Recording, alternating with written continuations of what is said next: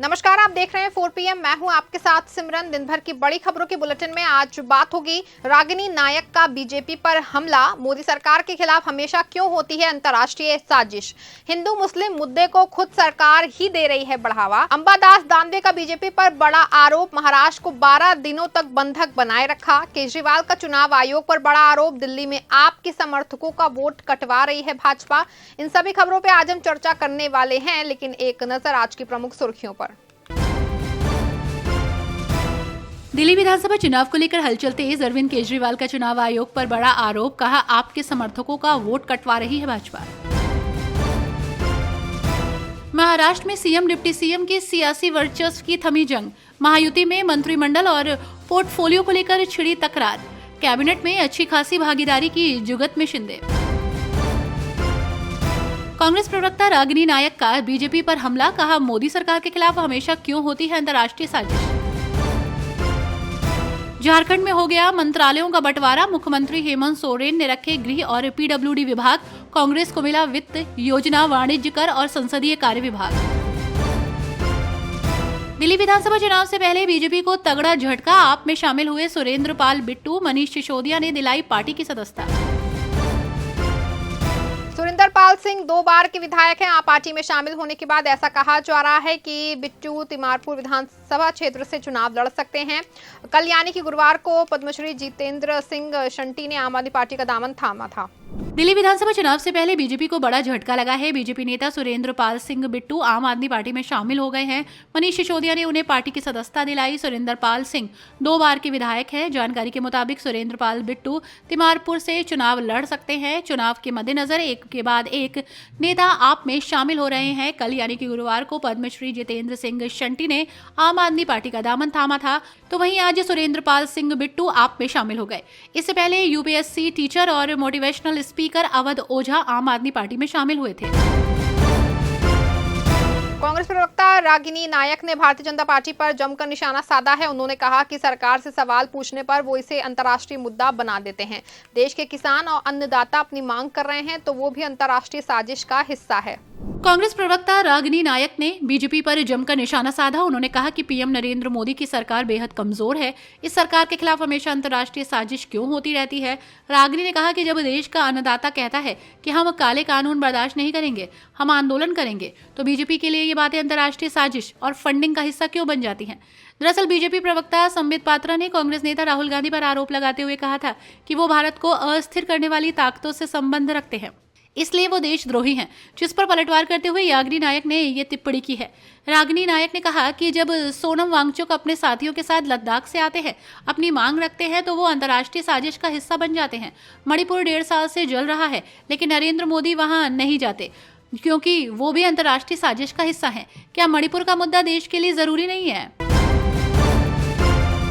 कांग्रेस ने अब अपने यूपी संगठन की पूरी तरह से ओवरहालिंग करके नए सिरे से कमेटी गठित करने का प्लान बनाया है। माना जा रहा है कि राहुल गांधी के एजेंडे के तहत इस बार टीम गठित होगी। राहुल गांधी सामाजिक न्याय और जातीय जनगणना का एजेंडा लेकर चल रहे हैं।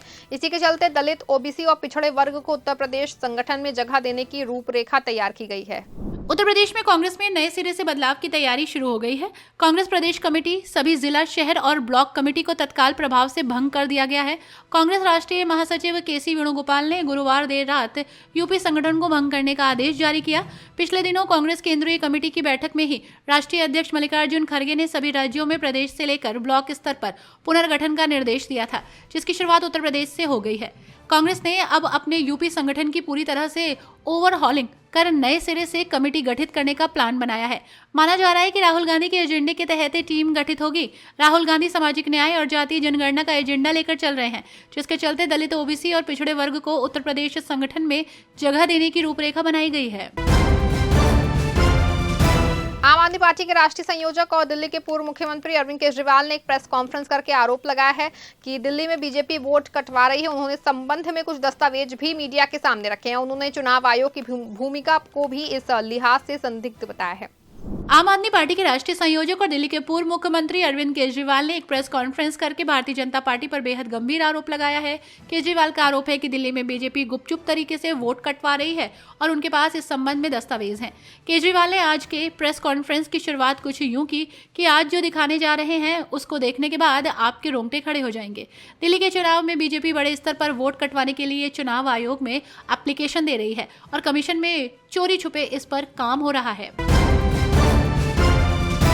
तौकीर रजा खान ने कहा सरकार ऐसे लोगों को बढ़ावा दे रही है, वो ऐसे लोगों को आगे ला रही है, वो समाज में हिंदू मुस्लिम बनाने की कोशिश कर रही है। मेरा मानना है कि संभल घटना इसलिए हुई है क्योंकि हरियाणा और महाराष्ट्र पर आप लोग बात ना करें, इसलिए हिंदू मुस्लिम में ही उलझ के रह जाएं।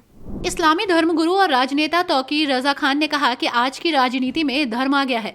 देश में आज जो हिंदुत्व देख रहा हूं वो सरकारी हिंदुत्व हो गया है। सरकार ही खुद हिंदू मुस्लिम को बढ़ावा दे रही है। संभल हिंसा को लेकर तौकीर ने कहा कि संभल में सरकार का रवैया संदेहपूर्ण है। सर्वे के साथ जो अन्य लोग गए थे वो पूरी तैयारी के साथ गए थे। पुलिस ने गोली चलवाई है। अगर मुसलमान पत्थर नहीं मारता तो पत्थर हम मारेंगे। तौकीर रजा खान ने कहा कि जहां विवाद होता है वहां तौकीर रजा जरूर आते हैं क्योंकि विवाद को किसी तरह से खत्म करना है। लेकिन मीडिया का कहना है कि जहां मैं होता हूं वहां पर विवाद होता है। मैं विवाद के खिलाफ हूं और विवाद नहीं चाहता हूं। मेरा मकसद विवाद को खत्म करना होता है। उन्होंने कहा कि जहां जहां विवाद हुआ है वहां पर हमने पहुंचने की कोशिश की और विवाद को खत्म करने की कोशिश की है। राज्यसभा में 500 रुपए के नोटों की गड्डी पाए जाने का दावा किया गया है। इस मामले में अभिषेक मनु सिंघवी पर आरोप लगाए गए हैं। इसके अलावा पहले उन पर करोड़ों रुपए टैक्स देने को लेकर जमकर निशाना साधा गया था। राज्यसभा में कांग्रेस के बेंच पर नोटों की गड्डियां मिली। 500 के नोटों की गड्डियां मिलने के बाद राज्यसभा में जमकर हंगामा हुआ। राज्यसभा में सीट नंबर 222 के नीचे 500 रुपए की नोटों की गड्डी कैसे आई, ये अपने आप में हैरान करने वाला है।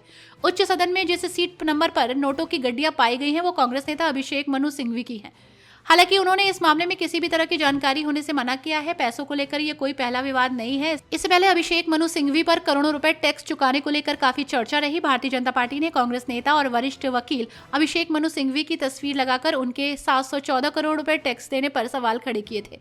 इसके लिए बीजेपी की तरफ से अभिषेक मनु पर एक ग्राफिक्स सोशल मीडिया एक्स पर शेयर किया गया और विस्तार में केबीसी बनने के बारे में जानकारी दी गई, जिस पर उन्होंने सरकार पर पलटवार किया है। संजय राउत ने कहा कि महाराष्ट्र की बात कोई केंद्र सरकार के पास रखने वाला नहीं है। 3 लोग को शपथ लेने में 15 दिन लग गए। 225 से ज्यादा विधायक हैं और शपथ लेने में 15 दिन लग गए हैं। महाराष्ट्र में मुख्यमंत्री का शपथ ग्रहण होने के बाद अब कैबिनेट को लेकर महायुति की सरकार विपक्ष के निशाने पर है। इसे लेकर शिवसेना यूबीटी के राज्यसभा सांसद संजय राउत ने बड़ा बयान दिया है। उन्होंने कहा कि महाराष्ट्र में कैबिनेट नहीं बन पा रही है। इतने दिन में प्रधानमंत्री नरेंद्र मोदी और गृह मंत्री अमित शाह ने महाराष्ट्र को तोड़ने का प्रयास किया है। संजय राउत ने कहा कि महाराष्ट्र की बात कोई केंद्र सरकार के पास रखने वाला नहीं। 3 लोगों को शपथ लेने में 15 दिन लग गए। 225 से ज्यादा विधायक हैं और शपथ लेने में 15 दिन लग गए हैं। साथ ही उन्होंने पूछा कि किसान आंदोलन क्यों कर रहा है। कर्नाटक के बेल्लारी जिला अस्पताल के प्रसूति वार्ड में 5 महिलाओं की मौत के बाद सिद्धारमैया सरकार एक्शन में है। सरकार ने कैबिनेट मीटिंग करके दोषियों के खिलाफ सख्त कार्रवाई करने की बात कही है। पूरे मामले में बीजेपी ने सवाल उठाया। वहीं अब रिंगर लैक्टेट नामक दवा पर भी सवाल उठ रहे हैं। कर्नाटक में बेल्लारी के जिला अस्पताल के प्रसूति वार्ड में हुई 5 महिलाओं की मौत के मामले में एक तरफ बीजेपी ने लोकायुक्त से शिकायत की, दूसरी तरफ राज्य की सिद्धारमैया सरकार ने इस घटना को बहुत ही गंभीरता से लिया। पूरे मामले पर शुक्रवार को कर्नाटक कैबिनेट की बैठक हुई, जिसमें सीएम सिद्धारमैया ने सख्त रुख अपनाते हुए कहा कि हमारी सरकार में ऐसी किसी भी चीज की इजाजत नहीं है जो इंसान की जिंदगी के लिए खतरनाक हो। उन्होंने आरोपियों के खिलाफ तुरंत कार्रवाई करने के निर्देश दिए हैं। बेल्लारी अस्पताल में मौत का आंकड़ा बढ़कर अब 5 हो गया है। राज्य के स्वास्थ्य मंत्री दिनेश गुंडूराव ने भी प्रसूति वार्ड में मौत के मामले पर सख्ती दिखाते हुए कहा कि ऐसे केस में दोषियों के खिलाफ कार्रवाई की जानी चाहिए। उन्होंने बीजेपी नेताओं पर राजनीति करने का आरोप लगाया और ये भी कहा कि अगर मैं गलत हूं तो इस्तीफा देने के लिए तैयार हूं। इस बुलेटिन फिलहाल बस इतना ही। इस तमाम राजनीतिक खबरों के लिए बने रहें, जुड़े रहें 4 PM के साथ। धन्यवाद।